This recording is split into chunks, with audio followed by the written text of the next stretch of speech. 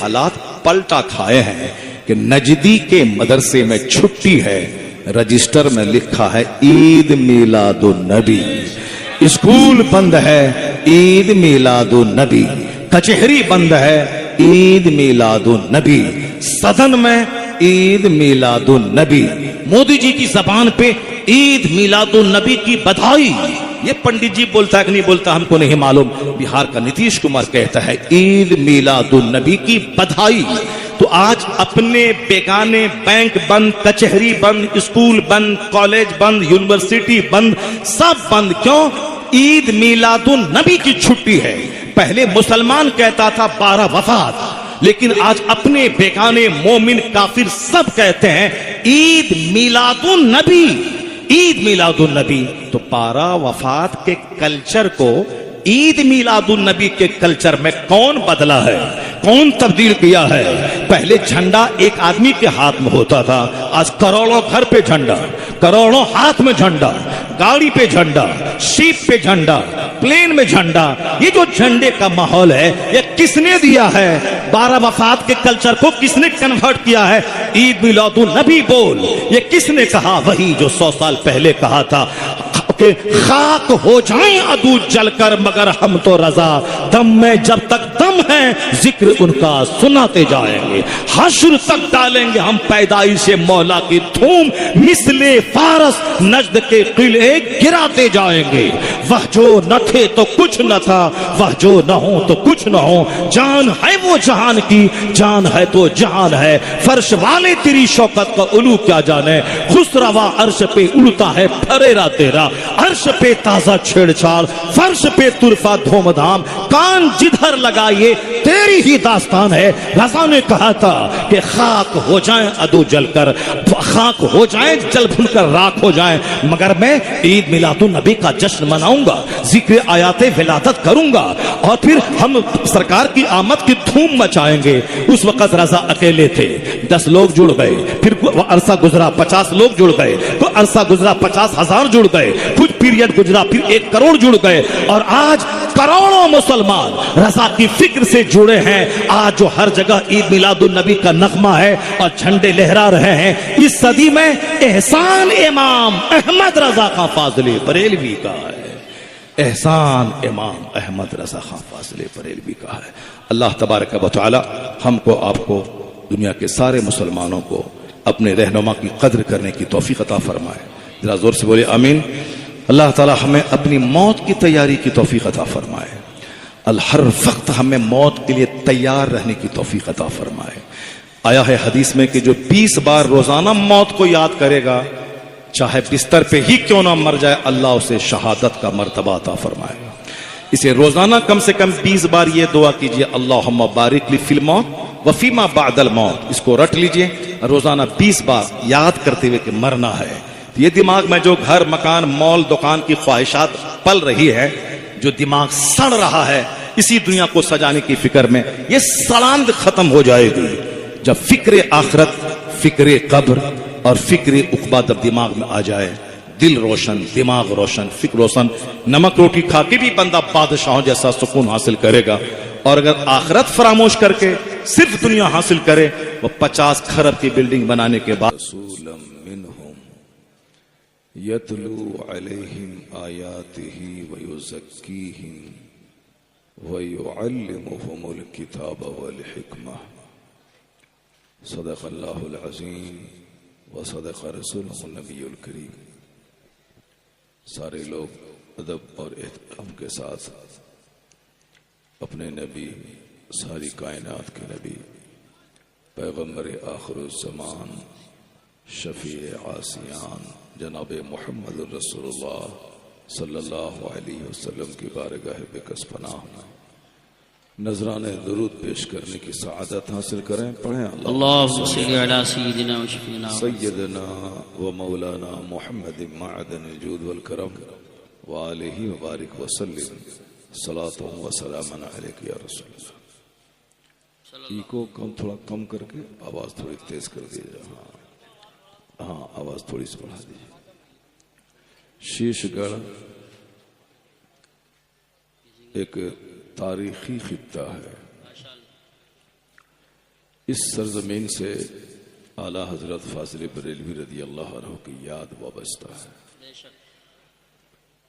इस सरजमीन में सरकार मुफ्ती आजम हिंद रदी अल्लाह ताला अन्हु का बारहा आना और जाना हुआ। हिंदुस्तान में मेरा भी एक गांव है जिस गांव में एक बार भी मुफ्ती आजम हिंद नहीं आए। आप अपने मुकद्दर के धनी हैं कि आपके गांव में कई बार हमारे इन बुजुर्गों का आना जाना हुआ। किसी इलाके में मेरे जैसे लोग चले जाएं, कोई बहुत बड़ा असर नहीं होने वाला है, लेकिन आज भी लोग कहते हैं कि मुफ्ती आजम हिंद जिस गांव में कदम रख देते थे, पूरा गांव प्योर सुन्नियों का गांव हो जाता। सुभान अल्लाह, माशाअल्लाह। मेरे इलाके में भी मुफ्ती आजम हिंद मेरे गांव में नहीं, मेरे इलाके में एक दो बार गए हैं, लेकिन जिस इलाके में नहीं गए हैं सारा इलाका वहाबियों नजदियों का है, और जिस इलाके में आप गए हैं वो पूरा खित्ता सुन्नियों बरेलवियों का। सुभान अल्लाह, माशाअल्लाह। कहते हैं कि कुछ लोगों के कदम में बेपनाह बरकतें होती हैं, जिनके जाने से जमीन मुस्कुराती है, खित्ता मुस्कुराता है, अब पूरा इलाका सरसब्ज व शादाब हो जाता है। उड़ीसा में एक गांव है जहां मैंने 12 दिन की तकरीर की है लगातार। वो गांव पहले बहुत गरीब था, बाद में उस गांव में इतनी दौलतें आ गई, लोगों का कारोबार इतना लंबा चौड़ा हो गया कि देहात में इतना खूबसूरत मकान के मजबूत दरवाजे, डोर्स, विंडोज, सब बिल्कुल महंगे महंगे खूबसूरत। देहात में जहां की सड़कें उतनी अच्छी नहीं है, मैंने कहा कि इस देहात में इतने खूबसूरत मकानात, सबके दरवाजे पे महंगी महंगी गाड़ियां, आखिर ये क्या है? क्या सारे लोग आईएएस ऑफिसर हैं या प्रोफेसर हैं या बड़े बिजनेसमैन हैं? कहा नहीं, सब लोग होटल के शोबे से जुड़े हुए हैं और दुनिया भर में फैले हुए हैं। चाइना, जापान, ऑस्ट्रेलिया, मलेशिया, हर मुल्क में इस बस्ती के लोग पाए जाते हैं। वो होटल मैनेजमेंट के जॉब में। तो उन्होंने कहा कि आज से 40 साल पहले हम लोग बहुत गरीब थे, मिट्टी की दीवार होती थी और छप्पर, घास, बहुत गरीब थे हम लोग। चोरी भी लोग करते थे, गुर्बत में लोग चोरी भी करते थे, दूसरे गांव के लोग इस गांव में आने से डरते थे। इसी दौरान एक फकीर की आमद हुई, लोगों ने उस फकीर से दुआ की दरख्वास्त की। उस फकीर ने, ये मांगने वाला फकीर नहीं, दुर्वेश, अल्लाह वाला, आलिम रब्बानी, काला कपड़ा पीला कपड़ा पहनने वाला वली नहीं होता है, जो मुस्तफा की शरीयत पर चले वो वली होता है। इसलिए दुर्वेश और फकीर जब बोला जाए तो मांगने वाला फकीर नहीं, अल्लाह वाला, आलिम रब्बानी की आमद हुई। लोगों ने दरखास्त की, उन्होंने दुआ के लिए हाथ उठा दिया। उस दुआ का ये फैज मिला कि जहां मजहबियत का रंग नहीं था, मस्जिदें नहीं थी, मदरसे नहीं थे, दौलत भी नहीं थी, दीन भी नहीं था, दुनिया भी नहीं थी, साफ लफ्जों, लेकिन उस दुर्वेश की दुआ के बाद ऐसा रंग बदला कि उस गांव में 5 मस्जिदें, कई मदरसे और 10-10 रोजा मुहर्रमुल हराम की पाकीज़ा जिक्र शहादत की महफिलें। मैं कंटिन्यू 2 साल वहां गया, 10-10 दिन, 12-12 दिन की तकरीरें हमारी हुई। मैंने कहा कि वो कौन दुर्वेश था? कौन फकीर था वो जिसकी वजह से ये सारा रंग बदला, गरीबी खत्म हो गई, जलसा हो रहा है, मस्जिदें बन रही हैं, मदरसे कायम हो रहे हैं। कहा उस दुर्वेश को दुनिया खलीफाए हुज्जतुल इस्लाम मौलाना हबीबुर रहमान मुजाहिद मिल्लत के नाम से याद करती है। सुभान अल्लाह, क्या बात है। मुजाहिद मिल्लत के मज़ार पे अगर आप कभी नहीं गए हैं तो जाइएगा। पूरे उड़ीसा में ऐसा लगता है कि बरेली शरीफ के उर्स की झलक दिखाई पड़ती। दूर दूर तक गाड़ियां, दूर दूर तक फैले हुए लोगों का एक जबरदस्त अज़्दहाम। मैं जब आज से 30 साल पहले गया था, अभी 3 साल पहले जब गया तो मैं देख के दंग रह गया। क्या दूसरे किसी मज़ार पे भीड़ होती होगी। सारी जिंदगी मुजाहिद मिल्लत ने अपने बाप दादे का खुतबा नहीं पढ़ा, हाथ में मसलक आला हजरत का झंडा लेके पूरे हिंदुस्तान में घूमते रहे और मसलक आला हजरत का सच्चा दाई और नकीब बनकर जो उन्होंने काम किया है, आज करोड़ों लोगों को उनकी जिंदगी से नूर और रोशनी मिल रही है। आला हजरत अकेले थे, लेकिन उन्होंने इतने अफराद पैदा किए हैं कि आज कई करोड़ नाम के साथ लफ्ज रजा जुड़ा हुआ है। अहमद रजा अकेले थे, मगर आज एहसन रजा, मोहसिन रजा, तौकीर रजा, तौसीफ रजा, जुबैर रजा, जैद रजा, बकर रजा, इतने रजा है पूरी दुनिया में कि कई करोड़ लोगों के नाम के साथ लफ्ज रजा जुड़ा हुआ है। रजा ने अपने दादा रजा अली खान की सवाने उम्री पे कोई किताब नहीं लिखी। ये मुफ्ती तौफीक साहब मदजिल्लुल आली, शीशगढ़ की आज पहचान मुफ्ती तौफीक साहब के नाम से। एक अच्छे अदीब, एक अच्छे राइटर, एक अच्छे खतीब, एक अच्छे मदरसे के मोहतमिम नाजिम। कोई खतीब होता है तो मुकर्रिर अदीब नहीं होता, कोई अदीब मुसन्निफ होता है तो खतीब नहीं होता है, और कोई खतीब होते हैं तो मदरसे के नाजिम नहीं हो पाते, उनसे चंदा नहीं हो पाता है।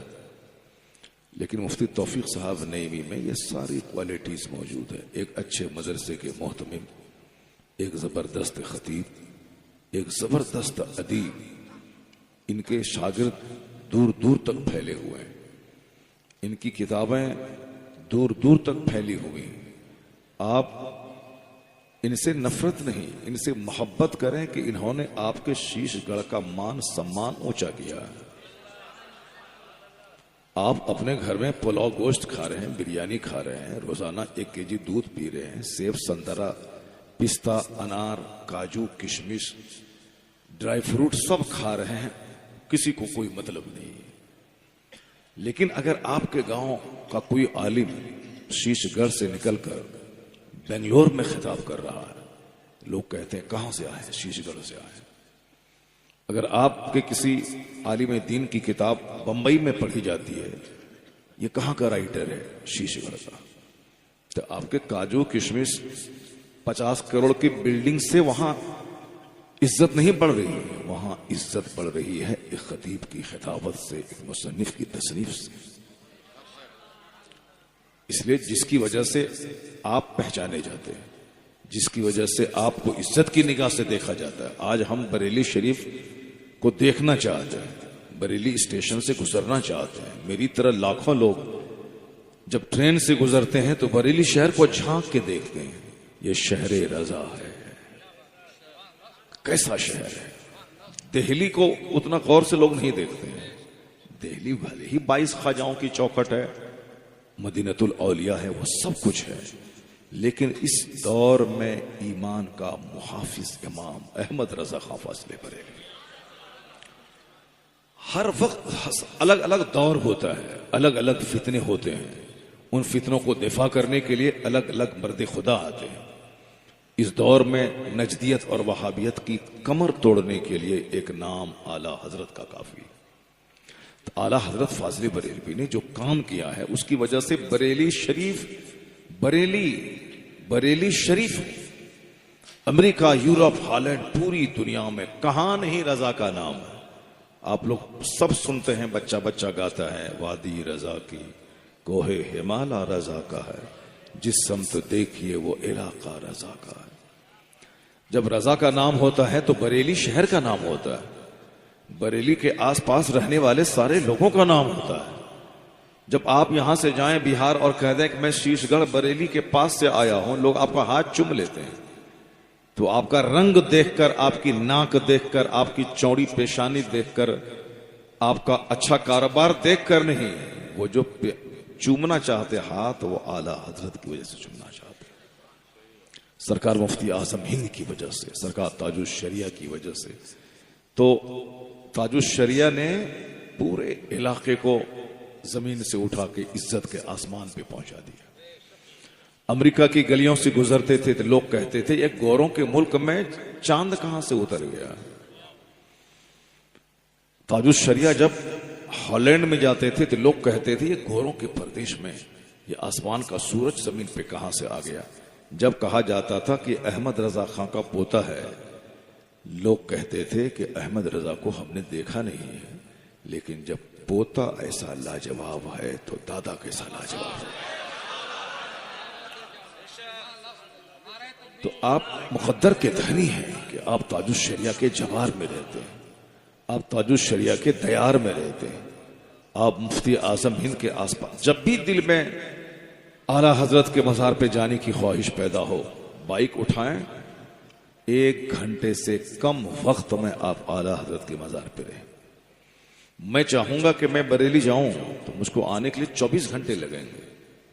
हाँ, अगर फ्लाइट का पैसा वगैरह है तब तो फिर भी 12 घंटे से कम नहीं लगेंगे, क्योंकि एयरपोर्ट जाना है, फिर दिल्ली एयरपोर्ट उतरना है, फिर दिल्ली से बरेली आना है, 12 घंटे फिर भी लगेंगे। लेकिन आपको सिर्फ 40 मिनट लगेगा, शीशगढ़ से निकले और आला हज़रत के मज़ार पे सलाम पेश करके चले गए।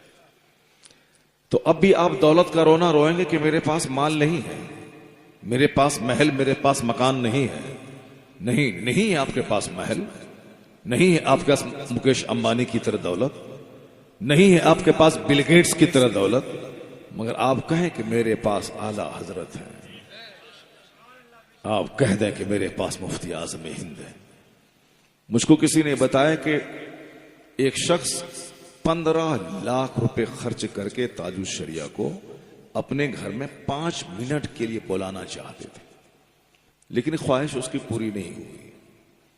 मुझे किसी ने बताया कि नागपुर में एक बंदा झोला में रुपया भर के लाया था कि हुजूर इसको कबूल कर लें, सिर्फ मेरे घर में कदम रख दें। ताजुश शरिया ने कहा था कि तुम आला हज़रत के बेटे को पैसे से खरीदना चाहते हो,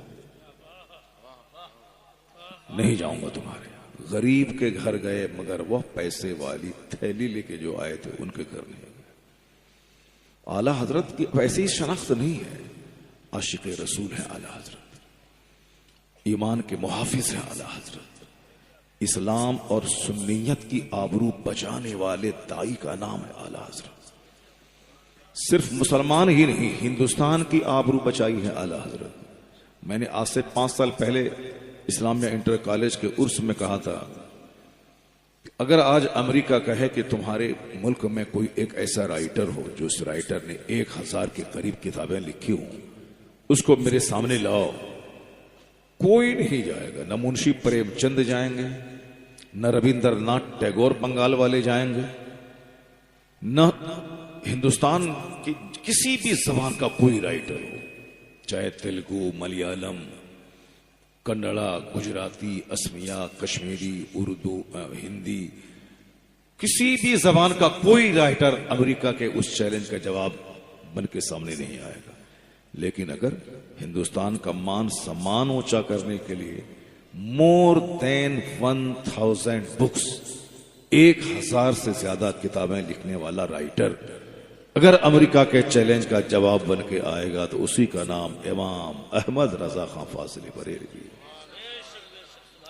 तो इस माना कर भारत रत्न राजीव गांधी को मिल गया, किस बुनियाद पे मिल गया? भारत रत्न अटल बिहारी वाजपेयी को लोगों ने दे दिया, चलिए ठीक है, आपने उनको दे दिया, लेकिन भारत रत्न के मुस्तहिक तो आला हजरत हैं, जिसके मानने वाले हजारों की तादाद में अमेरिका में मौजूद है। हजारों नहीं, लाखों की तादाद में मौजूद। हजारों उलमा कराम हैं जो वेस्टर्न कंट्रीज में फिक्र रजा को आम कर रहे हैं। तो आपके मुल्क की शोहरत आला हजरत के मानने वाले लोगों से है अमेरिका, यूरोप में। इसका मतलब है कि भारत रत्न का अवार्ड अगर दिया जाना चाहिए मरणोपरांत बादे विसाल, तो आला हजरत फाजिल बरेलवी की ज़ात गिरामी। मगर चूंकि इधर तवज्जो ही नहीं है लोगों की और हमारे लोगों ने कोशिशें नहीं की, इसलिए इस तरह के अवार्ड आला हजरत के हिस्से में नहीं आया। और फिर ये अवार्ड की हैसियत ही क्या है, आला हजरत इससे बहुत बुलंद है। नोबेल प्राइज पाने वाले लोग, उससे ज्यादा बुलंद शख्सियत आला हजरत की है। बस एक बात कहता हूं, फिर उसके बाद मैं तकरीर की तरफ लौट के आता हूं। तकरीर हमारी 3 घंटा होनी थी आज, मगर चूंकि हमको 3 बजे ट्रेन पकड़नी है और दिल्ली जाके वहां से 10 बजे फ्लाइट लेनी है, फिर मुझको हैदराबाद जाना है, फिर हैदराबाद से 5 घंटे कार पे रह करके बोधन निजामाबाद की तरफ जाना है। आज कल रात में बिहार के किशनगंज इलाके में था, वहां से बागडोगरा, फिर दिल्ली से आज कई सालों के बाद सबसे ज्यादा सफर की तकलीफ मैंने आज उठाई। कई सालों के बाद। 2-4 साल पहले तकलीफें होती थी, समोसा खा लिया, बिस्किट खा लिया, कुछ खाया, भूखे प्यासे रह गए, तकरीर की 3 घंटे, फिर चले। सोना नसीब नहीं होता था, मगर चलता था, पहले जवानी थी। लेकिन अब 50+ हम हो गए, अब थोड़ी सी परेशानी होती है। तो 10 साल पहले जो सफर की परेशानी होती थी, वो परेशानी आज 10 साल के बाद मुझको उठानी पड़ी है। कैसे उठानी पड़ी है? दिल्ली तक, एयरपोर्ट तक तो आ गया आराम से, एयरपोर्ट के बाद बरेली तक कैसे आए हैं, तो वो तो चलिए अल्लाह ताला माफ फरमाए। कल भी बहुत परेशानी, लगातार 17 तारीख तक इसी तरह भाग दौड़ है। 3 घंटे सोने के लिए रात में मौका नहीं है, क्योंकि 12वीं शरीफ का महीना है, सारी दुनिया को मुस्तफ़ा का फैज मिल रहा है। तो खतीब लोग भी उसी फैज को हासिल करने के लिए और पैगाम मोहब्बत आम करने के लिए पूरे हिंदुस्तान में फैल जाते हैं। एक सीजन है, ऐसा सीजन है, मौसम बहार, रबीउल अव्वल है, सीजन ऑफ स्प्रिंग है, ये बहार का मौसम है। मुस्तफ़ा के सदक़े में सबको बरकतें मिल रही हैं, सारे लोग फैज़याब हो रहे हैं। तो इसलिए मैं आज 3 घंटे नहीं बोलूंगा, बस सिर्फ 1 घंटे या 1 घंटे से कुछ कम, क्योंकि निकलना भी है, 1.25 घंटे में पहुंचना भी है बरेली, और फिर ट्रेन में पकड़नी है। बस एक बात मैं कहता हूं कि जब बात छिड़ गई आला हजरत की, तो एक सीधी सिंपल सारी बात है, इल्मी, तहकीकी, मालूमाती, इंफॉर्मेटिव, एजुकेटिव, शैक्षणिक, वो सारी बातें अपनी जगह रहने दी। लेकिन एक आम फहम बात मैं आपसे कहता हूं। आज से 40 साल पहले जब मैं पढ़ता था, तो उस वक्त लोग कहते थे कि 12 वफात, क्योंकि 12वीं शरीफ का महीना है, ईद मिलादुन नबी का जश्न लोग सब मना रहे हैं, तो हम लोग ईद मिलादुन नबी नहीं जानते थे। क्या जानते थे? 12 वफात। 12 वफात है, 12 वफात। वहाबियों ने खूब हंगामा किया था, 12 वफात, यानी 12 रबीउल अव्वल को हुजूर की वफात हुई है, हुजूर पर्दा फरमाए। इन लोगों ने यह हंगामा मचाया कि 9 रबीउल अव्वल को आपकी पैदाइश हुई है। पैदाइश में तो इख्तलाफ है, विलादत की तारीख में, लेकिन विसाल की तारीख में कोई इख्तलाफ नहीं है। उनका कहना है विलादत की तारीख में इख्तलाफ है, 7, 9, 12, अगरचे कसरत से उलमा कराम का इत्तेफाक है कि 12 रबीउल अव्वल ही तारीख विलादत है, लेकिन इख्तलाफ तो है। बहुत सारे लोगों का कहना है कि नहीं, 12 नहीं बल्कि 9 है, लेकिन विसाल की तारीख में कोई इख्तलाफ नहीं है। अपने बेगाने सारे लोग कहते हैं कि 12 रबीउल अव्वल को आका अलैहिस्सलाम का विसाल हुआ, और हमारा मसलक अहले सुन्नत के फॉलोवर का क़ीदा है कि 12 रबीउल अव्वल तारीख़ विलादत भी है और तारीख़ विसाल भी है। इसलिए हम लोग वफात का गम नहीं मनाते हैं, विलादत की खुशियां मनाते हैं, क्योंकि सरकार की मौत नहीं, वो तो बस एक वादे सादिका है। असल में मिसले साबिक वही हयात जिस्मानी है। आका अलैहिस्सलाम अपनी कब्र में जलवा अफरोज हैं, सारी कायनात का मुशाहिदा करते हैं। तो जो मर जाए, सड़ जाए, आदमी उसका न गम मनाता है। हुजूर तो सब बस सिर्फ एक पलक झपकने के लिए मौत आई, फिर तो पहले ही की तरह आप जिंदा हैं। इसलिए कहा जाता है कि अपने घर में जब दाखिल हो जाओ तो सलाम करो घर वालों को, गरीबी दूर होगी। अगर घर में कोई नहीं है तो कहो अस्सलामु अलैका अय्युहन नबी। क्यों? फ़इन्ना रूहन नबी ये मौजूदुन फी बुयूत अहलिल इस्लाम, इसलिए कि हुजूर की रूह हर मुसलमान के घर में मौजूद होती है। आपने बेशक तो कह दिया, सुभान अल्लाह तो कह दिया, ये आपकी सोच थी, मगर मेरी सोच सुनिए। मेरी सोच ये है कि आप अपने मौलाना साहब के सामने रजनीगंधा नहीं खाते हैं, आप अपने बाप के सामने खैनी गुटका पुड़िया नहीं खाते हैं, आप अपने बाप के सामने गुनाह नहीं करते हैं, लेकिन जब आपको विश्वास है कि मेरे घर में नबी की रूह मौजूद है तो फिर नबी के सामने 12 घंटे टेलीविजन की स्क्रीन पे क्या गड़बड़ देखते रहते हैं, क्या गड़बड़ देखते रहते हैं, क्या इंस्टाग्राम और फेसबुक पे क्या करते रहते हैं, क्या समझते हैं कोई नहीं देख रहा है? वल्लाहु खबीरुम बिमा तामलून, जो कुछ आप कर रहे हैं अल्लाह को खबर है। और फिर अकीदा अहले सुन्नत के मुताबिक मुस्तफा की रूह घर में है तो मुस्तफा भी देख रहे हैं कि तुम क्या कर रहा है। तो हया और शर्म का तकाजा यही है कि हर मुसलमान अपने घर से टेलीविजन को हटा दे। अगर टेलीविजन अगर है भी, हम तो उसके हिमायती नहीं है। हम तो हमारा घर देहात में है 50 लाख का, शहर में है 1 करोड़ का घर, और उसमें 15-20 कमरे हैं, 4 मंजिला मकान है। एक रूम में भी एक टेलीविजन नहीं मिलेगा आपको। इस जमाने में चमकती दमकती इस पीरियड में एक टेलीविजन मेरे घर में नहीं, न देहात वाले घर में है न शहर वाले घर में। और हम 5 भाई से हैं, 5 बड़े हम हैं, मेरे छोटे भाई कोई हाफिज है, कोई मौलवी है, कोई स्कूल का पढ़ा हुआ है, मगर स्कूल का जो पढ़ा हुआ है उसके घर में भी टेलीविजन नहीं है। ये बिल्कुल परफेक्ट बात कह रहा हूं, सच्ची बात। अब बता सकते हैं कि आप कहते हैं कि टेलीविजन के बगैर कौन जिएगा इस जमाने में? क्या मौलाना साहब पुरानी बातें आप कर रहे हैं? मैं जी रहा हूं, मेरे भाई 5 जी रहे हैं, वो सब जी रहे हैं। आप बोलेंगे कि मुतालबा जहेज किए बगैर शादी कैसे होगी? मैं अपने बाप की नियाबत का हक अदा करते हुए कई भाइयों की शादी मैंने कराई, किसी से 1 पैसे का डिमांड नहीं किया।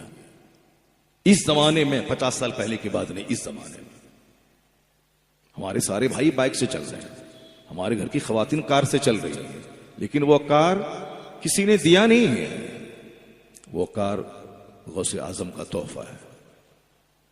जहेज में नहीं लिया हूं मैं, एक बाइक तक नहीं लिया हूं, चारों भाइयों में से किसी को नहीं लेने दिया हूं। इस जमाने में कौन चलेगा? इस जमाने में कौन अमल करेगा? इस जमाने में चलने वाले लोग चलते हैं, अमल करने वाले लोग अमल करते हैं। आप बोलते हैं कि रजनीगंधा खाए बगैर कौन रहेगा, गुटखा खाए बगैर कौन रहेगा, शुद्ध पलस खाए बगैर कौन रहेगा? आप अगर आदत के गुलाम हैं तो क्या मतलब सारे लोग आदत के गुलाम हैं? एक मौलाना साहब मेरे साथ में आज थे, तो हम एयरपोर्ट तक आते हुए 4 जगहों पे कार रोक करके वो रजनीगंधा का पुड़िया खोजने के लिए, जाओ ये बड़ा वाला वाहन है कि नहीं है? कहा हजरत यहां नहीं है, चलो आगे। फिर आगे गाड़ी रुकी, जब वो बड़ा वाला, छोटा वाला मिला मगर वो बड़ा वाला हमको नाम मालूम नहीं है। 4 बार गाड़ी रुकी, अब पूरा रास्ता वो खाते हुए आए। प्लेन पर चढ़ने से पहले गए, मुंह साफ किया, फिर बैठ गए। हम भी तो साथ में हैं, हम भी तो रहते हैं। एक गंधा नहीं जानते हैं, एक गुटखा नहीं जानते हैं, एक पुड़िया नहीं जानते हैं, एक पान नहीं जानते हैं। ऐसा नहीं कि 50 साल पहले के आदमी हम हैं, 50 साल पहले पैसा नहीं था तो नहीं खाते थे। नहीं, आज के जमाने में कोई रजनीगंधा नहीं, कोई गुटखा नहीं, कोई शुद्ध पलस नहीं, कोई पान नहीं। जब हम भी तो इसी जमाने में रह रहे हैं, चाहने वाला अगर चाह ले तो कोई भारी बात नहीं है। आदत के गुलाम मत बने, अपनी ख्वाहिशात को दबा के रखें, ख्वाहिशात के गुलाम नहीं बने।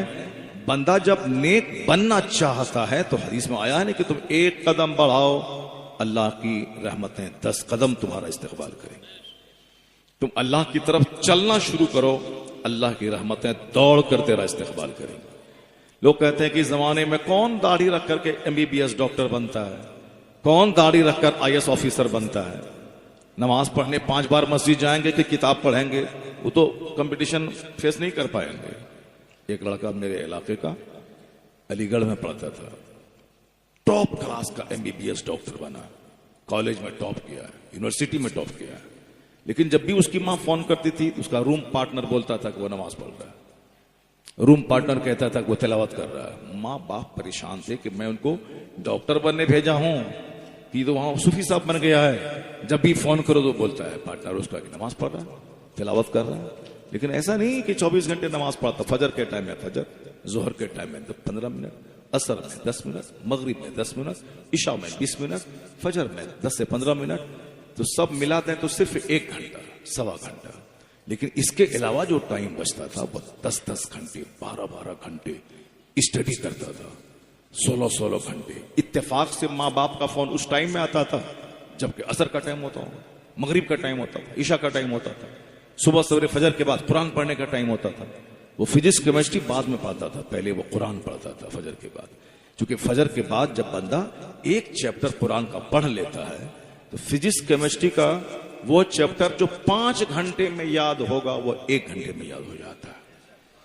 अपने काम का आगाज आप कुरान पाक की तिलावत से करें, अपने काम की शुरुआत आप कुरान पाक की तिलावत से करें, फिर देखें उसकी बरकतें कितनी होती हैं। 90 साल की उम्र में भी बगैर चश्मे के आप किताब पढ़ेंगे अगर आप बचपन से कुरान पाक पढ़ने के आप आदी हैं। जो कुछ भी तमाशे आज हो रहे सब हमारे अपने किए हुए हैं। अल्लाह ताला हमें मालदार बनाना चाहता है और अब मालदार बनने के लिए मेहनत चाहिए, मालदार बनने के लिए हिकमत चाहिए। ऐसा नहीं कि आसमान से सोने की बारिश हो जाएगी या जमीन से सोने की हांडी निकल जाएगी, ऐसा नहीं है। मालदार बनने के लिए आदमी को खेत में हल चलाना होता है, खेत में दाना डालना होता है, उसकी हिफाजत करनी होती है, उसमें खाद पानी डालना होता है, फिर जाके टाइम पे फसलें पैदा होती हैं, तब फसल कट के घर में तैयार होके आती है। ऐसा नहीं कि जादू की छड़ी घुमा दें खेत से सोना निकल गया, आम का पेड़ लगा दें वहां से हीरा निकल जाए, लीची का पेड़ लगा दें वहां से सोना निकल जाए। इस दुनिया में ऐसा नहीं होता है। इस दुनिया में होता है जैसा करोगे वैसा भरोगे, जैसी मेहनत वैसी बरकत। 50% तुम इधर से बढ़ो और फिर 50% खुदा की रहमतें उधर से चलेंगी, कामयाबी कदम चूमेगी। यही है इस दुनिया में। तकदीर पर भी भरोसा करना है और तदबीर भी अपनानी है, मेहनत करनी है। तो मेहनत करने वाला बच्चा इस जमाने में भी दाढ़ी रख के IAS ऑफिसर बन रहा है। मेहनत करने वाला इस जमाने में भी 5 वक्त की नमाज पढ़ने के बाद MBBS डॉक्टर बन रहा है। अब अगर कोई मदरसे में पढ़ने के बाद भी नमाज नहीं पढ़े तो उसका क्या करेंगे? अब कोई अलीगढ़ यूनिवर्सिटी में MBBS करने के बावजूद 5 नमाज के साथ इशराक अवाबीन भी पढ़ ले, इसको आप क्या कह सकते हैं? ये अपनी अपनी हिम्मत, अजीमत, हौसले की बात है। कोई दीनदारों के बीच में रहकर के भी बेदीन है और कोई बेदीन माहौल में रहने के बावजूद भी दीनदार है। आप सिर्फ हिम्मत करें, आप आगे बढ़ें। आप बोलें कि मैं अपना टेलीविजन नहीं रखूंगा घर में, मैं अखबार पढ़ लूंगा, उर्दू अखबार, अंग्रेजी पढ़ लूंगा, द टाइम्स ऑफ इंडिया पढ़ लूंगा। हमारे पास तो बहुत सारी खबरें, ज्यादातर खबरें द टाइम्स ऑफ इंडिया अंग्रेजी अखबार की आती हैं और अंग्रेजी अखबार में सच्ची और बड़ी और इनलार्जमेंट के साथ खबरें रहती हैं। उर्दू अखबार में बस एक ही तरह की खबरें रहती है। हिंदी में भी द टाइम्स ऑफ इंडिया पढ़ें, एक अखबार हिंदू है अंग्रेजी में, उसको पढ़ें। तो अंग्रेजी पढ़ने के लायक आप रहेंगे तब ना अंग्रेजी अखबार पढ़ेंगे। आपको तो साहब बैठक करने, दूसरों की गीबत करने से फुर्सत ही नहीं। स्कूल गए, आ गए, उसके बाद बच्चा क्या कर रहा है कोई मतलब नहीं। डिग्री से कुछ भी नहीं होने वाला है। मेरिट, एबिलिटी, काबिलियत, और काबिलियत सिर्फ सोचने से नहीं पैदा होती है। काबिलियत मश्क, प्रैक्टिस, स्ट्रगल, जद्दोजहद, एक बार नहीं 50 बार पढ़ा जाए, एक बार नहीं 100 बार पढ़ा जाए, कैसे नहीं इल्म सीने में आएगा, कैसे नहीं सबक याद होगा। मेहनत करना होगा। एक बार 2 बार पढ़ा, नहीं हुआ, छोड़ दिया, नहीं होगा ऐसा। इस कदर मेहनत करें कि किताब पानी पानी हो जाए, तो कामयाबी आपका कदम चूमे। सिर्फ डिग्री वाला बच्चा मत पैदा कीजिए आज, यह वो वक्त है मेहनत का, काबिलियत पैदा करने का। मैट्रिक पास करे, अंग्रेजी पानी की तरह बोले, सेंट जेवियर्स वाला 50,000 रुपये माहाना देकर आपको अपने स्कूल में प्राइवेट टीचर के तौर पर बहाल करेगा। अगर एमए तक की डिग्री है, काबिलियत कुछ नहीं है, जीरो, आपकी कोई हैसियत नहीं है। आप बोलेंगे हाँ घर मकान देकर के 50 लाख हम रिश्वत दे देंगे, जब काबिलियत नहीं रहेगी तो रिश्वत देंगे आप। घर मकान बेच देंगे, गाड़ी बेच देंगे, खेत बेच देंगे, 50 लाख ले लो, नौकरी हमको दे दो, ताकि डेली 5 घंटे जाके वहां मदरसे में जाके बैठे और महीना लगने के बाद 2 लाख रुपए महीना कमाएं, आराम से खाएं। यानी हराम खाने की नीयत है, मेहनत की नीयत नहीं।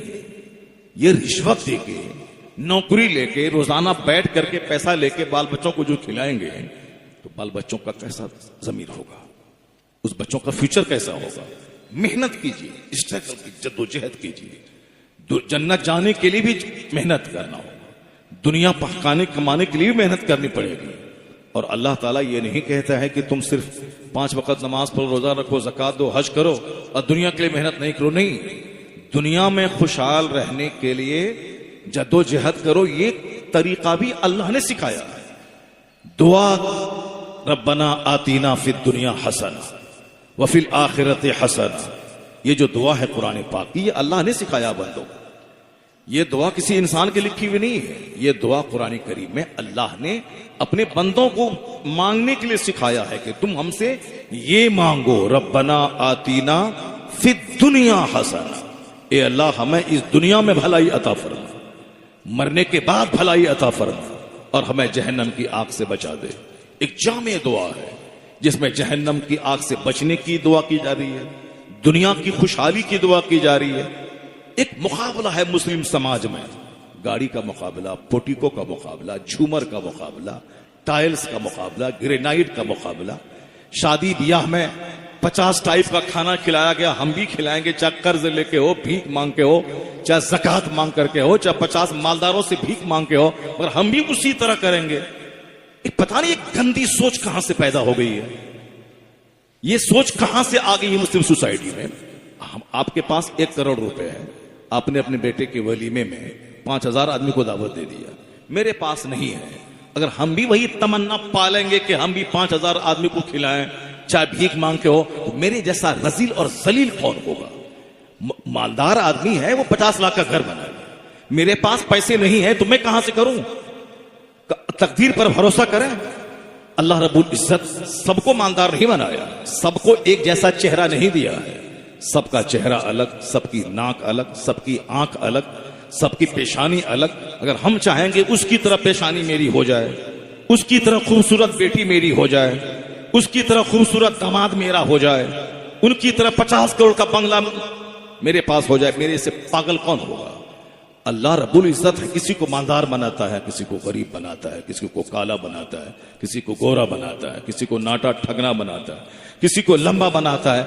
वमिन आयातिही खल्कुस समावाति वल अर्द वख्तिलाफु अलसिनतिकुम व अमवालिकुम। कुरान शरीफ में आया है कि अल्लाह की निशानी, कुदरत की निशानी है आसमान और जमीन की पैदाइश और रंग और जबान का इख्तलाफ। कई एक आदम अलैहिस्सलाम थे, उसकी औलाद कई रंगों में, आदम अलैहिस्सलाम की जबान, उसकी औलाद हजारों जबान बोल रही। एक बाप की औलाद हजारों रंग, हजारों जबान। कौन है ये? वही खुदा है जिसने एक बाप से हजारों टाइप के लोगों को पैदा कर दिया। वमिन आयातिही, अल्लाह रब्बुल इज्जत की कुदरत की निशानी है, ये साइंस है, यानी कुदरत की अलामत है। ये मालदारी गरीबी चाहने से नहीं होता है। मेहनत करें, स्ट्रगल करें, ताकि भीख नहीं मांगना पड़े, जलील नहीं होना पड़े, दूसरों का मोहताज नहीं होना पड़े। लेकिन ये जो कहेंगे कि हम भी मुकेश अंबानी बन जाएं, हम भी साहब बिल गेट्स बन जाएं, नहीं होगा। वल्लाहु यर्ज़ुक़ु मन यशाअ बिगैर हिसाब, अल्लाह जिसे चाहता है बेहिसाब रोजी देता है। इन्नल्लाह कतब मकादिरल खलाइक, अल्लाह ने मखलूक की तकदीर को लिख दिया है। कब? दुनिया बनने से 50,000 साल पहले। दुनिया बनने से 50,000 साल पहले कौन कहां मरेगा, कब मरेगा, किसको कितनी रोजी मिलेगी, कौन जन्नत जाएगा, कौन जहन्नम जाएगा, ये शकावत किसके हक में है, सआदत किसके हक में है, वो सब कुछ लिखा जा चुका है। जब फल कलम खुश्क हो चुका है। ये अकीदा आदमी को जहर खाने से बचाता है, ये अकीदा आदमी को सुसाइड करने से बचाता है, ये अकीदा आदमी को सर नोचने से बचाता है। आजकल जहर खाते हैं, खा रहे हैं अच्छे खाते पीते लोग, खुदकुशी कर रहे हैं अच्छे खाते पीते लोग। फिल्म की हीरोइन 30 साल की ड्रीम गर्ल, जिसको ड्रीम गर्ल कहा जाता था, सपनों की शहजादी, करोड़ों पैसा है, लाखों लोग दीवाने एक झलक देखने के लिए बेताब हैं, उसकी सड़ी हुई लाश उसके फ्लैट से निकल रही है। क्यों साहब? करोड़ों जिसके दीवाने हैं, करोड़ों जिसके पास हैं, उनको फांसी के फंदे पे लटक के सड़ने की क्या वजह है? ऐसा नहीं कि पैसा हर चीज का इलाज है, ऐसा नहीं कि माल दौलत सारी समस्याओं का समाधान है, जो हमारे जाहिल बच्चे समझ बैठे हैं। चाहे वो आलिम बने, हाफिज आलिम न बने, हाफिज न बने, एसडीएम न बने, डीएम न बने, मगर माल चाहिए। चाहे जैसे भी हो, चोरी करके, डकैती करके, बरोकरी करके, दूसरों की हर जमीन हड़प के, चाहे अपना माँ बाप भाई बहन बेच के सऊदी अरब जाके वहां चोरी करके दूसरों की जमीन हड़प के, सिर्फ माल चाहिए। माल सारे मसले का हल नहीं है। लैसल गिना अन कसरतिल अर्द वलाकिन्नल गिना गिना नफ्स। हुजूर फरमाते हैं मालदारी माल की कसरत से नहीं होती, असल मालदारी दिल की मालदारी होती है, असल मालदारी इसकी होती है। करोड़ों रखने के बाद भी लोग जहर खा रहे हैं, करोड़ों रखने के बावजूद भी सुसाइड कर रहे हैं। क्यों? इसलिए कि वो जो चाह रहा था, चाहा हुआ, नहीं हुआ तो जहर खा के मर गया। बच्चा कोटा राजस्थान तैयारी करने के लिए गया, एग्जाम में पास नहीं किया तो जहर खा के मर गया। ये इस्लाम नहीं सिखाता। इस्लाम कहता है कि अल्लाह रब्बुल इज्जत पर मजबूत यकीन रख, वही है कायनात का खालिक, वही है कायनात का मालिक, वही है जिसने मौत और हयात लिख दी है, और उसके लिखने के हिसाब से दुनिया का निजाम चल रहा है। हम अपनी ख्वाहिश से पैदा नहीं हुए और न हम अपनी ख्वाहिश से मरते हैं। अल्लाह है जो मुझे पैदा करता है, जो मुझे मौत देता है, जो मुझे मरने के बाद फिर दोबारा जिंदा करेगा, फिर हमारी इस दुनिया के काम का लेखा जोखा सामने रखकर हिसाब किताब हमसे लेगा। जवानी कैसे गुजारी, रात कैसे तुमने गुजारी, दिन कैसे गुजारा। क्योंकि जो अल्लाह पानी के एक कतरे से हमको पैदा कर सकता है, वही अल्लाह दोबारा मेरी सड़ी हुई हड्डी में जान डालकर मुझे जिंदा करके फिर दोबारा मुझसे हिसाब ले सकता है। इस तरह के मज़ामीन कुरान में दर्जनों जगहों पे मौजूद है। जब विश्वास रहेगा कि मैंने खूब मेहनत की, 15 घंटे मैंने मेहनत की, मगर मैं सफल नहीं हुआ, इसका मतलब है कि अल्लाह रब्बुल इज्जत ने मेरी तकदीर में ऐसा नहीं लिखा है। तो अल्लाह की तकदीर पर एतमाद करने से बंदा को हौसला मिलता है, मोटिवेट होता है। बंदा जहर नहीं खाता है, बल्कि अल्लाह की दी हुई मुसीबत पे बंदा सब्र करता है। अल्लाह की दी हुई नेमतों को पाने के बाद वो इतराता नहीं है, वह फिरौन नहीं बनता है, वह कारून नहीं बनता है, वह हमान और शद्दाद नहीं बनता है। जैसे काफिरों के यहां दौलतें मिलती हैं तो वो पूरे समाज को निगल जाना चाहता है, उसका अत्याचार, उसका जुल्म, गरीबों को पिसना, गरीबों को मारना, उसी का देखा देखी मुस्लिम समाज में ऐसा लगता है जैसे इसको कभी मरना नहीं, इसको बीमार पड़ने के बाद वेंटिलेशन पे जाना नहीं।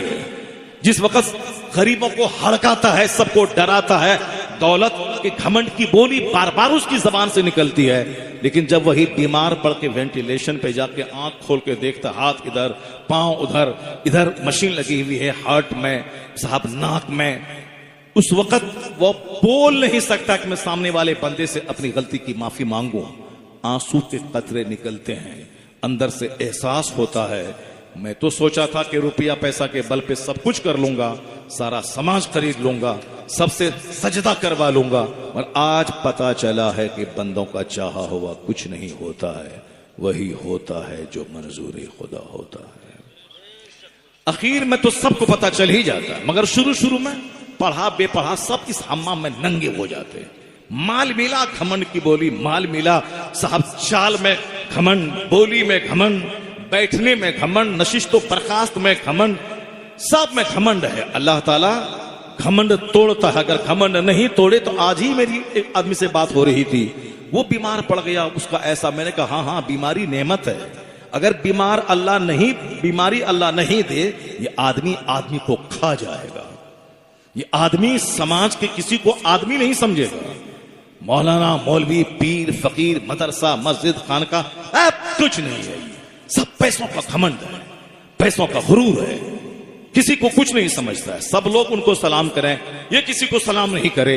वो तो अल्लाह है जो बीमारी देकर गुरूर तोड़ता है, जो पेटों की मौत देकर गुरूर तोड़ता है, जो 10 साल का कारोबार ठप करके गुरूर तोड़ता है, जो उसे जिल्लत आमेज रुस्वाकुन हालात दे के उसके घमंड को तोड़ देता है। इसलिए आदमी अल्लाह पर मजबूत यकीन रखे कि जो होता है अल्लाह के चाहने से होता है। मालदार बने तो शुक्र अदा करे और गरीब बने तो सब्र करे, क्योंकि अपने हाथ में क्या है। अल्लाह जब नेमत दे तो शुक्र अदा करे, गरीबी दे तो सब्र करे। शुक्र नेमत को बढ़ा देता है और सब्र बेपनाह अज्र का भागीदार बना देता है। इन्नमा युवफ़्फ़स साबिरून अजरहुम बिगैर हिसाब। क्योंकि काफिरों के यहां कोई समझाने वाला नहीं, उसको कोई बताने वाला नहीं, उसको कोई गाइड करने वाला नहीं। उसके यहां फ्राइडे या सैटरडे या संडे का कोई सिस्टम नहीं है कि उसका एक घर में गुरु खड़ा होगा और पूरी पब्लिक को बताएगा कि तुम ऐसे जियो, ऐसे मरो, ऐसे खाओ, ऐसे न खाओ, ये लीगल है, ये इलीगल है, ये राइट है, ये रॉन्ग है, ये गुड है, ये बैड है, ये फॉरबिडेन है, ये परमिटेड है, ये करो। कोई बताने वाला नहीं।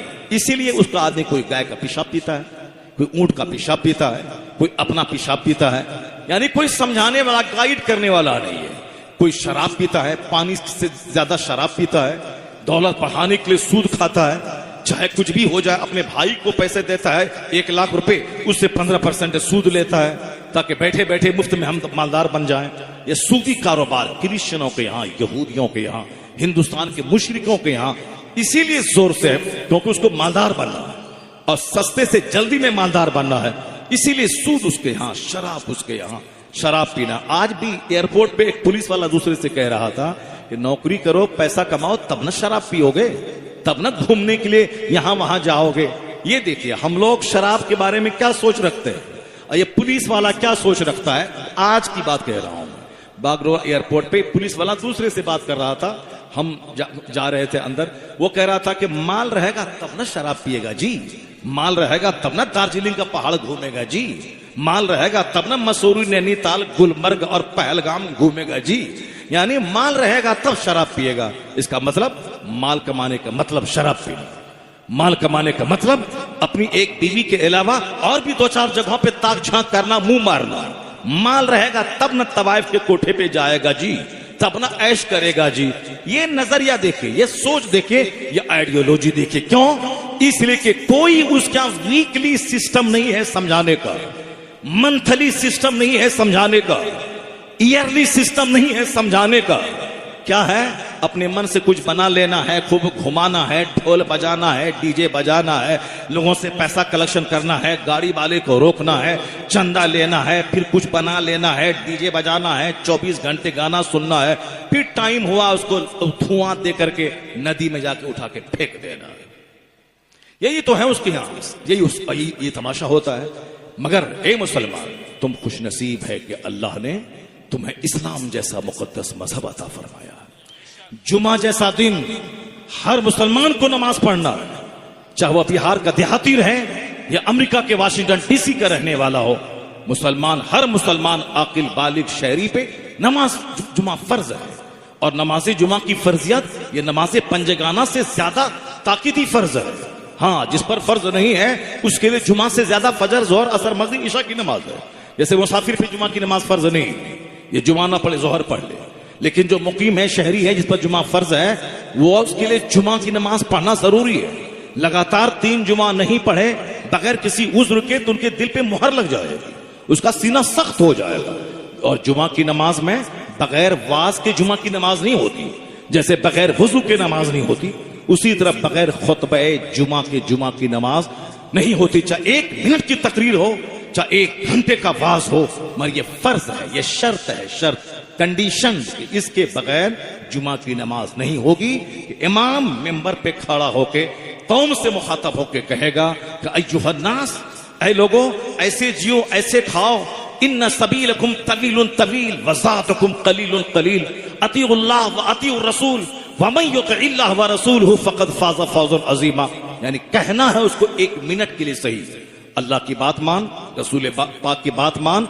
तू जो मरने के बाद जाएगा वो सफर बहुत लंबा है। कब्र में कितने लाख साल रहेगा, कयामत कल भी आ सकती है, मगर जो लोग 5000 साल पहले नूह अलैहिस्सलाम के जमाने में मर गए, आज तक कयामत तो आई नहीं।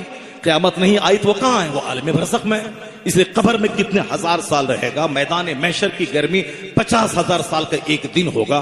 फिर पुलसरात जो 500 साल की बराबर मुसाफत के बराबर पुल है, जो बाल से ज्यादा बारीक, तलवार से ज्यादा तेज, उस पे चलने के बाद ही आगे जन्नत है। कोई 1 कदम जाके गिरेगा, कोई 10 कदम जाके गिरेगा।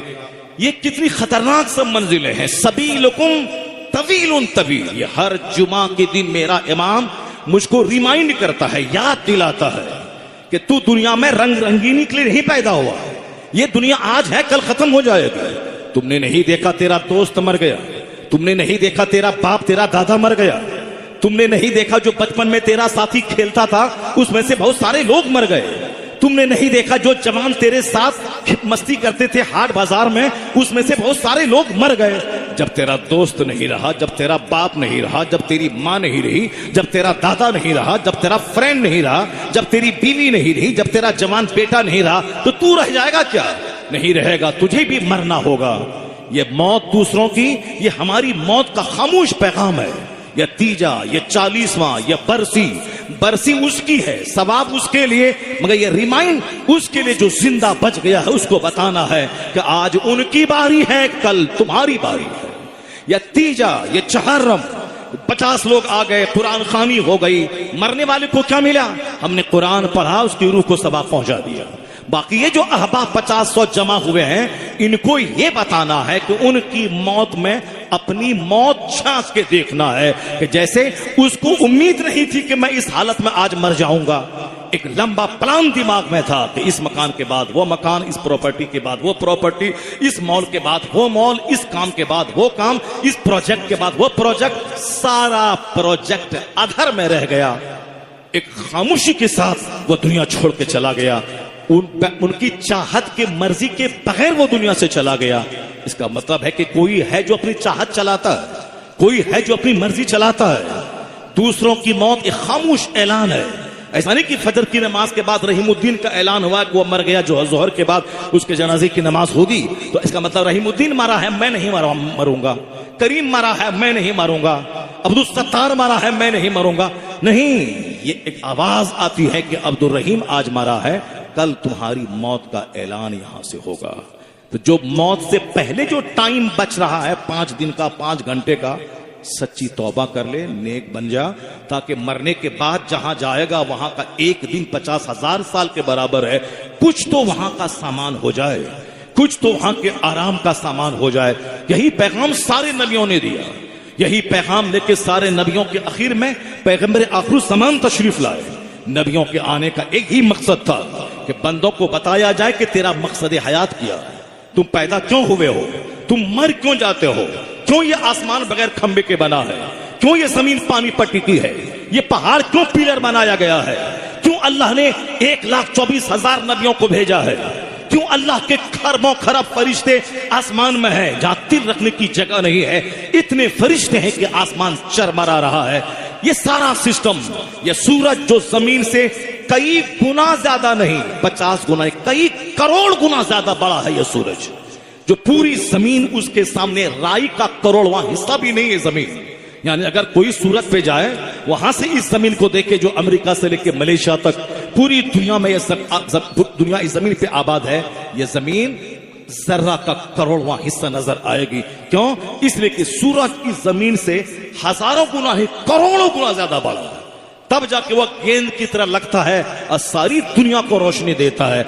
यह सूरज क्यों डेली उगता है, यह सूरज क्यों रोजाना डूबता है, यह चांद क्यों निकलता है, यह चांद क्यों डूबता है, यह रात क्यों आती है, यह दिन क्यों निकलता है, यह जमीन क्यों है, ये पानी क्यों है, ये आग क्यों है, ये हवा क्यों है, ये पानी के कतरे से इतना अजूबा इंसान कौन पैदा कर देता है, फिर उसकी रूह निकाल के मिट्टी में कौन ले जाता है। वही है, यही पैगाम अंबिया कराम देने के लिए दुनिया में तशरीफ लाए। वही रब है जिसने आसमान बनाया, जमीन बनाई, सूरज और चांद बनाए, 70% हिस्सा जमीन का पानी वाला समंदर का बनाया। उसने तुझको पैदा किया ताकि वो देखे कि तुम में से किसका काम अच्छा है, कौन अच्छा काम कर रहा है। तबारकल्लज़ी बियदिहिल मुल्क व हुवा अला कुल्लि शैइन कदीर। बड़ी बरकत वाला है वह खुदा जिसके कब्जे में है सारी सल्तनत, सारी बादशाहत। वही हर चीज पर कादिर है। अल्लज़ी खलक़ल मौत वल हयात लियब्लुवकुम अय्युकुम अहसनु अमला। जिसने मौत और जिंदगी पैदा की, created life and death, life और डेथ पैदा किया है ताकि जांचे कि तुम में से किसका काम अच्छा। लियब्लुवकुम अय्युकुम अहसनु अमला। नाचने, थिरकने, ढोल बजाने, गाना बजाने, कूदने के लिए अल्लाह ने नहीं पैदा किया। अल्लाह ताला हमारे अच्छे अमाल के मुझको पैदा किया है ताकि मैं इस जमीन को हुस्न अखलाक से भर दूं, इस जमीन को अपने से दूसरों को फायदा पहुंचा के भर दूं। अल्लाह की जो जमीन जैसी खूबसूरत है उसी तरह नेकियों से इस जमीन को भर दूं। इस जमीन पे गुल बूटे हैं, गुलमर्ग है, नैनीताल है, निशात बाग है, शालीमार बाग है, हिमालय की चोटी है। इस जमीन में दरख्त है, नदी नाले हैं, झरने हैं, या डेजर्ट या ट्रीज या माउंटेन, ये जमीन का हुस्न है। दरख्त से ऑक्सीजन भी मिलती है और दरख्त से जमीन की खूबसूरती भी है। लोग अपने दरवाजे पर पेड़ पौधे लगाते, दरवाजे खूबसूरत रहें, और अल्लाह ने ऐसा इंतजाम किया है। अगर कभी आपको मौका मिले तो आप कश्मीर जाइए, जिसको दूसरे लोग अपने हिसाब से पैराडाइज ऑन अर्थ कहते हैं। जरा आप श्रीनगर से निकलें, आप गुलमर्ग के लिए रास्ते में सड़कों के किनारे खूबसूरत दरख्त जो पूरे हिंदुस्तान में कहीं नहीं आप देख पाएंगे। आदमी क्या उसको अरेंजमेंट तरतीब के साथ लगाएगा कि कुदरती तौर पर साफ पौधे, सारे दरख्त बिल्कुल कुदरती तौर पर एक सलीका मंदी के साथ लगे हुए हैं जो देखने से ताल्लुक रखता है। कौन है जिसने 11,000 मीटर की दूरी पे गुलमर्ग जैसा खूबसूरत खित्ता दिया? कौन है जो 11,000 फीट की दूरी पर वहां पहलगाम जैसी टूरिस्ट प्लेस दिया? कौन है जो डल झील यानी शहर के बीचों बीच पूरे एशिया बर्रे आजम की सबसे बड़ी झील जिसमें लकड़ी का मकान, लोग जाएं, पानी पे रहें, देखें? कौन है? कहीं सेब का दरख्त, कहीं सरों का दरख्त, कहीं अनार का दरख्त, कहीं आम का पेड़, कहीं गन्ने का पेड़, कहीं धान का खेत। ये सारी चीजें जमीन का हुस्न है। अल्लाह ने ये सारी चीजें मेरे लिए बनाया है ताकि इसको देख के तेरा कलेजा ठंडा हो, आसमान का सूरज तुझको रोशन करे, चांद से रात की वहशत दूर हो, सितारों से तेरा दिल बाग बाग हो जाए। आम खाओ, संतरा खाओ, धान खाओ, गेहूं खाओ, अनार खाओ, आलू खाओ, बटाटा खाओ, गोभी खाओ, सब्जी खाओ, लहसुन खाओ, प्याज खाओ। ये सब लाजवाब चीजें हैं। लहसुन कैंसर का इलाज है, हल्दी कैंसर का इलाज है, संतरा लीवर सिस्टम के डैमेज होने का जबरदस्त इलाज है, गन्ने का जूस, आम का एक गिलास जूस, ये जबरदस्त खून को बढ़ाने में इंपॉर्टेंट रोल अदा करता है। ये अनार, ये संतरा, ये केला, ये मौज, जिसका पेट में कॉन्स्टिपेशन रहता हो, रोजाना रात में एक केला खा लिया करे। जिसको कमजोरी महसूस होती हो, एक गिलास दूध पी लिया करे, एक केला खा लिया करे, जवान जैसी ताकत फौरी आ जाएगी। ये सारी चीजें मेरे लिए, न अल्लाह खाता है न अल्लाह के फरिश्ते खाते हैं। तो ए अल्लाह, एक गेहूं की रोटी काफी थी तो तूने चावल दे दिया, चावल ही काफी था तो तुमने फ्रूट्स दे दिए। ये काजू किशमिश पिस्ता बादाम काफी था तो तूने अनार, संतरा, जामुन, लीची, मौज, बनाना, ये सारी चीज तुमने हमें दे दी। यानी सीजनल फ्रूट, ड्राई फ्रूट, ये गेहूं के 1000 टाइप का खाना, ये चावल का 1000 टाइप का खाना, ये सारी चीजें हमारे लिए हैं ताकि तू सोचे तन्हाई में कि मैं किस काम के लिए पैदा हुआ हूं। तो एक आवाज अंदर से आएगी, जमीन तेरे लिए, आसमान तेरे लिए, सूरज और चांद तेरे लिए, नदी नाले तेरे लिए, दरख्त तेरे लिए, ये परिंदों का गोश्त तेरे लिए, समंदर की मछलियों का गोश्त तेरे लिए, ये माँ की छाती का दूध 2 साल तक तेरे लिए, और ये जानवरों के थनों का दूध 90 साल के बुढ़ापे तक, ये बकरी का दूध, गाय का दूध, भैंस का दूध तुम्हारे लिए। ये दूध मेरे लिए, गोश्त मेरे लिए, परिंदा मेरे लिए, मछली मेरे लिए, ये सब्जियां हमारे लिए, ये फ्रूट्स मेरे लिए, वेजिटेबल्स मेरे लिए। मैं किस काम के लिए? गाली देने के लिए, अत्याचार करने के लिए, जिना करने के लिए, शराब पीने के लिए, ठगने के लिए, दूसरों की जमीन हड़पने के लिए, गाली देने के लिए, माँ बाप को मारने के लिए, कत्ल करने के लिए, गुंडागिर्दी करने के लिए, जुआ सट्टा खेलने के लिए, 24 घंटे आंखों में गंदी तस्वीरें सेकने के लिए, इसीलिए हम पैदा हुए हैं। नहीं, जिस दिन अकल लगा के गौर करके सोचेंगे ये सारा संसार हमारे लिए, तब आवाज आएगी सारा संसार तेरे लिए और तेरी पेशानी का सजदा संसार बनाने वाले खुदाए वाहिद के लिए। वमा खलक़तुल जिन्न वल इंस इल्ला लियअबुदून। अल्लाह ने तुझे इबादत के लिए पैदा किया। इबादत का मतलब ये नमाज, एक नमाज है 24 घंटे नहीं है, 24 घंटे में 5 बार। ये रोजा साल भर नहीं, साल के 12 महीने में 1 महीना। ज़कात साल के 12 महीने में अगर माल बचा रहा, साल गुजर गया, तब उसका 2.5%, 1 लाख है तो 2500, 1 करोड़ है तो 2.5 लाख, 100 करोड़ है तो 2.5 करोड़, यानी 100 करोड़ में 2.5 करोड़ अल्लाह के गरीब बंदों को बांटा, अपने गरीब भाई को देना है। अब बाकी रकम सारी वो तुम्हारे लिए है। तुम अच्छा से खाओ, अच्छा से पियो और पैसा बचा के रखो, कमाओ, ताकि फिर साल लगे, फिर 2.5 करोड़ ज़कात निकालो, फिर 50-100 गरीबों में तकसीम हो जाए, उनके कपड़े बने, उनके चूल्हे में आग सुलगे, उनके गरीब बच्चों की शादी हो जाए। माल रहेगा तब न ज़कात निकालेगा, माल रहेगा तब न कुर्बानी करेगा, माल रहेगा तब न सदक़े फित्र निकालेगा। जब तू नहीं निकालेगा तो गरीब कैसे पलेंगे? जब तेरे पास माल नहीं होगा तो गरीबों को ज़कात कैसे मिलेगी?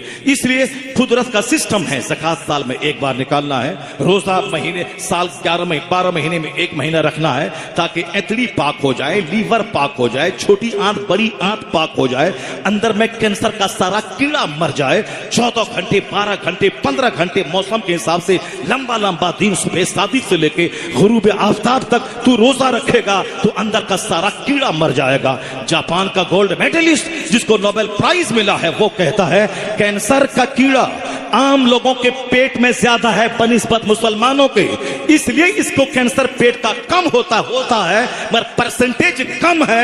इसलिए कम है कि मुसलमानों पे 1 महीने का रोजा फर्ज है और 1 महीना 12 से 14 घंटे तक ये भूखा प्यासा रहता है, जिसकी वजह से कैंसर का कीड़ा हो भी गया हो तो 14 घंटे की भूख की वजह से कीड़ा मर जाता है, गल जाता है।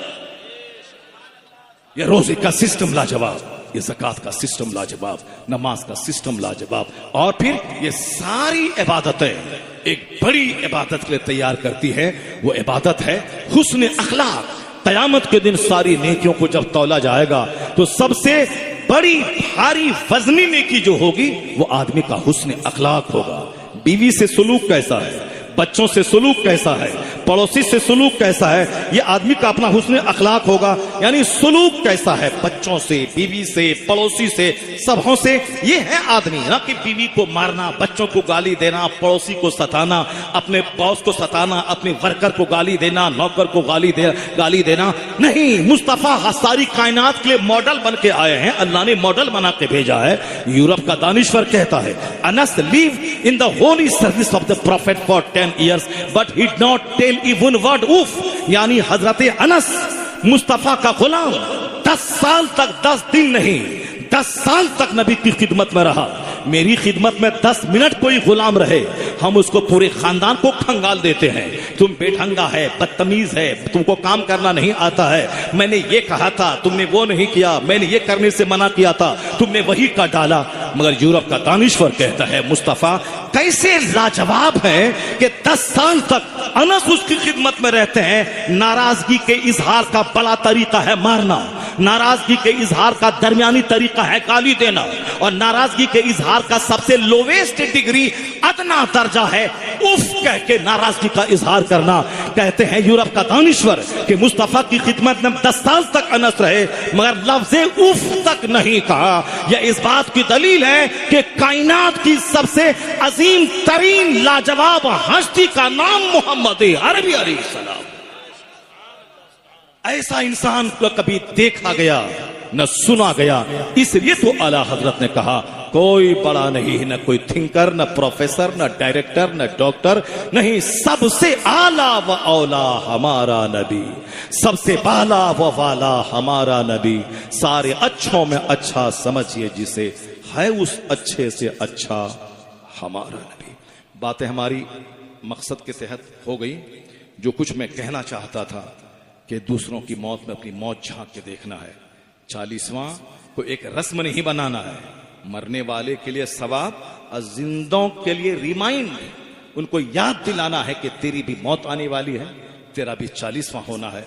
इसलिए हम अपने हिसाब से न जीते हैं, न हम अपने हिसाब से मरते हैं। सारा कंट्रोल उसी रब्बे आला के पास है।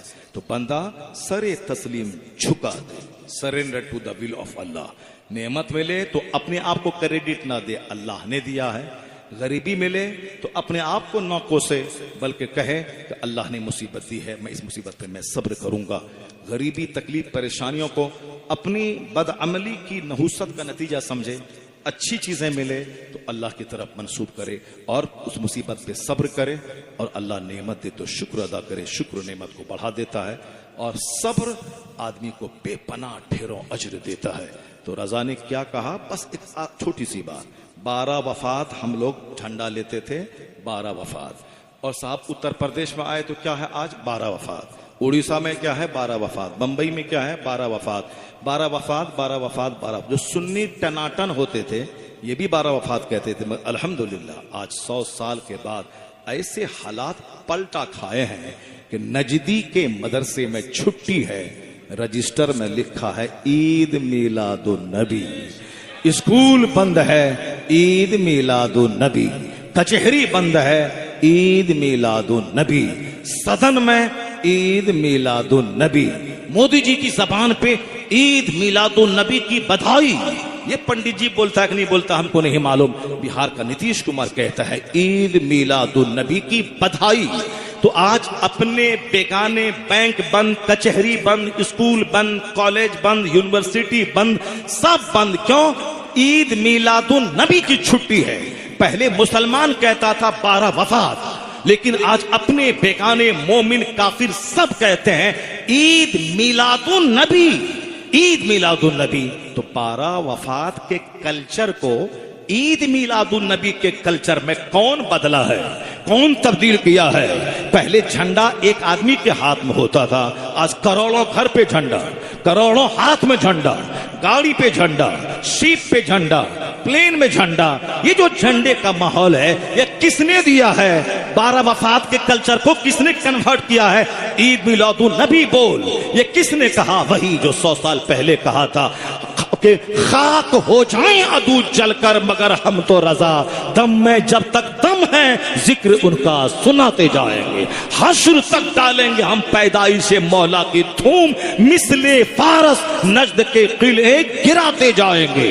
वह जो न थे तो कुछ न था, वह जो न हो तो कुछ न हो। जान है वो जहान की, जान है तो जहान है। फर्श वाले तेरी शौकत का उलू क्या जाने, खुसरवा अर्श पे उड़ता है फरेरा तेरा। अर्श पे ताजा छेड़छाड़, फर्श पे तुरफा धूमधाम, कान जिधर लगाइए तेरी ही दास्तान है। रजा ने कहा था कि खाक हो जाए अदू जलकर, खाक हो जाए जल भुनकर राख हो जाए, मगर मैं ईद मिलादुन नबी का जश्न मनाऊंगा, जिक्र आयाते विलादत करूंगा, और फिर हम सरकार की आमद की धूम मचाएंगे।